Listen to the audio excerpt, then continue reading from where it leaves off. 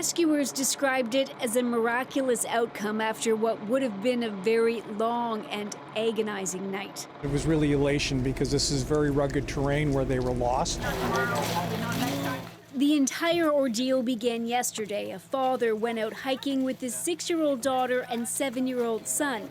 They were in a densely forested area known for bears, about 45 minutes east of Vancouver. They're from the U.S. and ended up getting off the trail and falling down a creek drainage ditch. At that point, the dad had to make a tough decision.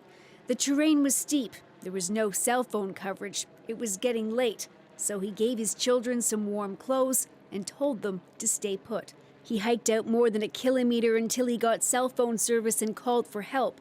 Teams searched through the night and finally found the children this morning. Kids did what they were supposed to do. They stayed put, and they were invisible, pretty much like a rock. They were hiding underneath a gray sweatshirt. They were then roped in and transported to a waiting ambulance and the relieved father. Rescuers said the kids were wet, cold, and hungry, but otherwise fine.